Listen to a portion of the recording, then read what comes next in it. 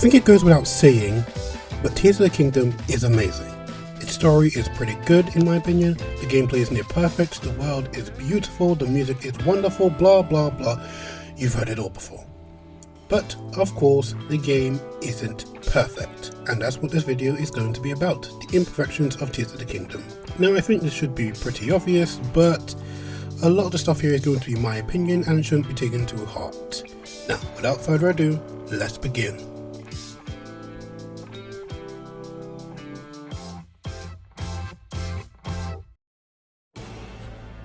Okay, so admittedly this problem existed in Breath of the Wild 2, but it's so much worse here.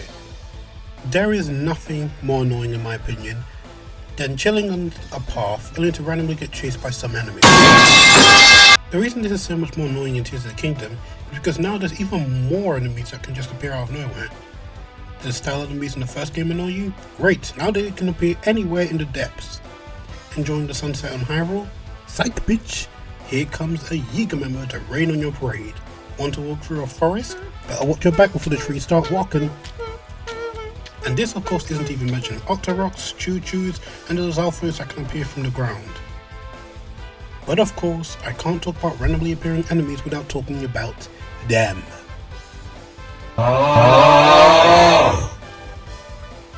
Now look, once you're in late game like me, fighting Phantom Ganon isn't too hard. A few Sapphires and Topazes should get the Gloom Hands handled, and a few slaps of the Master Sword should finish it. But that's not the problem. The problem is the anxiety I feel walking around Hyrule, constantly afraid that I'm going to stumble onto some unwanted boss. And before anyone says it, yes, I know that you can put Phantom Ganon on the Sheikah sensor to find out where it is before it jumps you.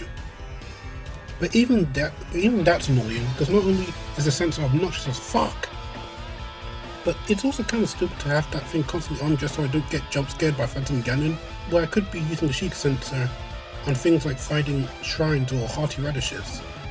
Again, fighting Phantom Ganon is fun, encountering him at random points of the game isn't.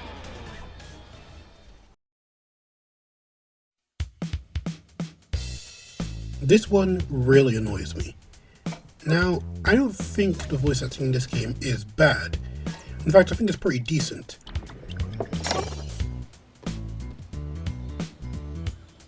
Are you well? You seem a bit distracted. The secret is to think of it like drawing out the object's memory. You ask the object where it was, how it arrived where it is now, and then you coax it back to that original moment in time. I still would prefer to get an actual British voice actress for Zelda, but Patricia Summerset is doing a fine job. Much better than she was doing in Breath of the Wild. But no, that's not the problem. The problem is the lack of voice acting. Now listen, I'm not expecting some Red Dead Redemption 2 type shit where they get over 700 voice actors. You inbred trash! But I'm expecting that they do more than this. I could forgive the first game for having so little voice acting because hey, it was the first open world game Nintendo ever made, and it was made for a dying console. So Nintendo had no idea how well the original game was going to sell, so of course it makes sense they wouldn't drop a huge budget on the voice acting. I get that. But you can't use that same excuse here, because not only did Nintendo know this game was going to be a success, otherwise they wouldn't have made a sequel to the game in the first place, but Age of Calamity had multiple voice cutscenes and multiple voice characters. You can't seriously tell me that Nintendo is this stingy about paying for some extra voice talent. Do you have any idea how much funnier Koga's scenes would be if he could actually speak, instead of making these ridiculous sounds? When I help a monster control crew, I actually want to hear them say, because it will truly help make them feel, more connected. There's probably thousands more examples that I could use, but the point here is pretty obvious. Nintendo, stop being cheap and fork out the money for one of your best-selling franchises, please.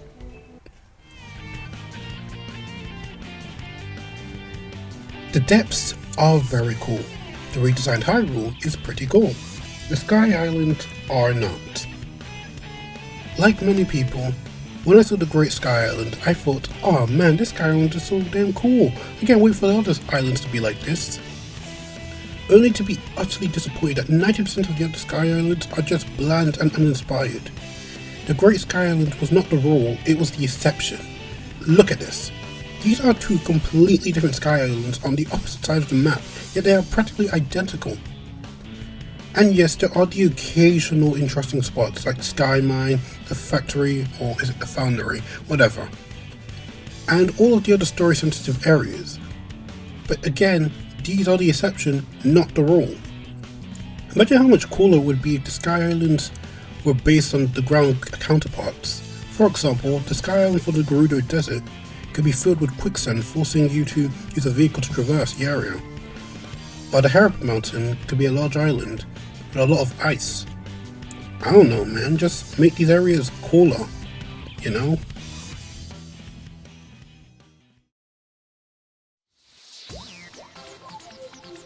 Oh yeah, you knew this one was coming. Where do I even begin? Okay, first of all, I don't mind that the Sage abilities are weaker than the Champion abilities, because let's be honest, the Champion abilities were broken as fuck. Especially after the Champion's Ballad decreased the refill time, so I understand making the new abilities weaker. But, oh my days, there are so many problems here. First of all, activation. Back in Breath of the Wild, all of the Champion's abilities were done in a way where activating them by accident was nearly impossible. Mipha's Grace would only activate upon death. Raffioli's Gale would only activate once you held the jump button.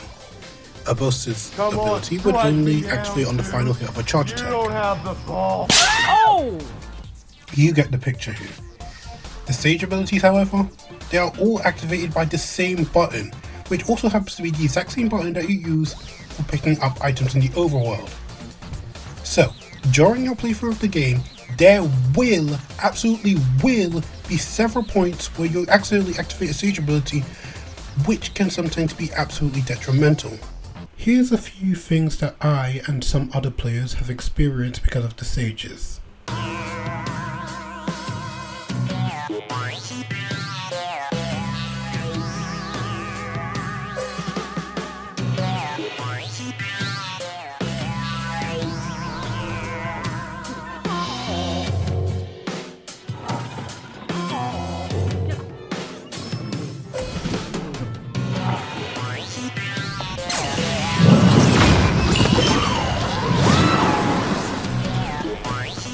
Number 2. The abilities are pathetic. Now, despite the fact that Tula can send your monster parts flying away, he is without a doubt the best Sage. Especially considering that he can sometimes headshot opponents, including Lionels, which is just, it's so damn useful. Riju is also pretty good, but she'd be a hell of a lot better if she wasn't always running away from me. Shinobu is pretty good for breaking rocks, and that's all. Sidon's ability is absolutely worthless. There has not been a second in my playthrough where I even considered going out of my way to activate his ability unless I have a weapon with the Woods Warrior attribute, in which case his ability will double the damage of my weapon for a short period of time. And my days, man, Minoru, what a waste of an amazing concept. Her attacks barely do any damage, the Zonai weapons can break easily, and some of her attacks, like the Frost Emitter, can actually damage you as well as the enemy. And finally, the Sage's wheels are just worthless in my experience. The only ones I have active right now are the Tulin's Sermon Vow and Riju's Sermon Vow, because those are obviously my two favourite Sages. And I just can barely tell the difference between damage, it's really just not that good.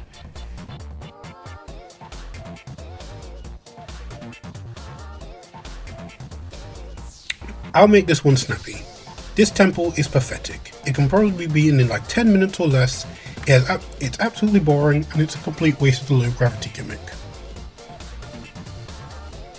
Alright, just one last problem.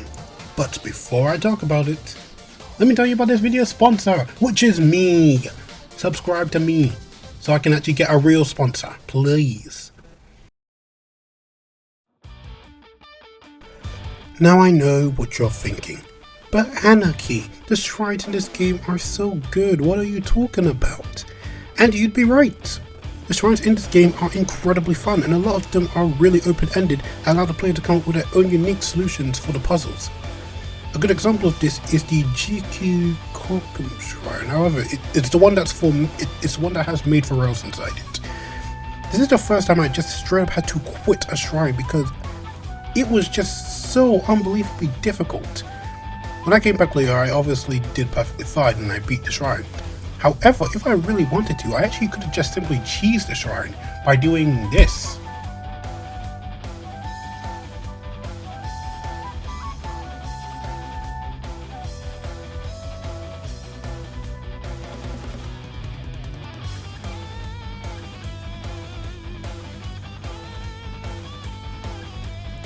And when I went over to Twitter, I saw a guy who did this.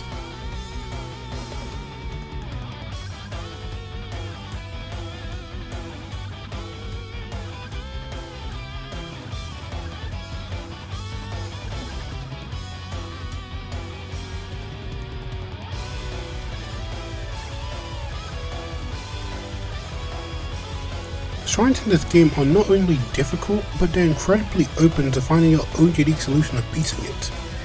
The Proving Ground shrines are also pretty good. They are a huge improvement over the Test of Strength shrines, stripping you of all your weapons and armor and forcing you to find another way to come out victorious, like stealing an enemy's weapons or using the environment against them. It's just really fun. So, what's the problem, you ask? This is the problem. There are way too many blessing shrines in this game. I obviously don't have an exact number because I obviously don't feel like counting, but there's a lot of them. And a lot of the times they just don't really feel like they deserve to be blessing shrines, because a lot of the time the blessing just simply requires you to beat some boss and then transport the rock. But usually all it takes is about 5 hits to beat the boss with my Savage Lionel bow, and then the boss is down. That's all I really gotta do. Then I just deliver the rock to the shrine pedestal and bam, I win. Now, sometimes this isn't exactly the game's fault. It could be considered that it's my fault for beating this shrine so late into the game. Maybe if I came back later or earlier, it'll be a lot more challenging. But the thing is, in an open world game like this, of course I'm going to make my own decisions on how I beat these shrines. So sometimes the challenge isn't going to be equal, which again is one of the reasons why I liked the shrines themselves, because they limited your ability but still gave you open-ended options on how to beat them. I think one way this could have been made better is by having more challenging bosses that were holding some of these green stones for the shrines.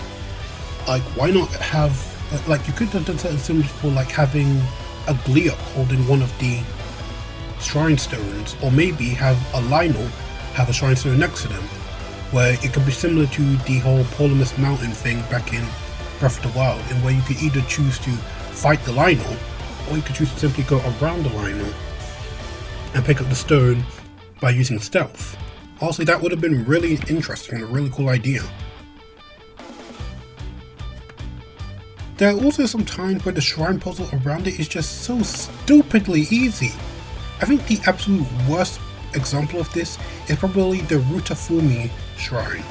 The challenge here, all you have to do is get the green stone out of the nearby water. That's all. That is literally all you have to do.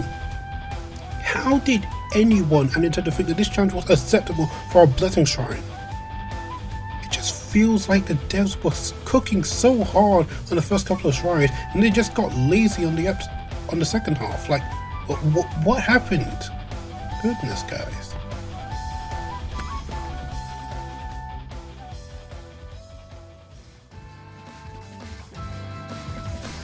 Once again, I need to make it clear. I love this game, and I still think that it is the game of the year, but the amount of missed potential here is staggering, and it cannot be ignored.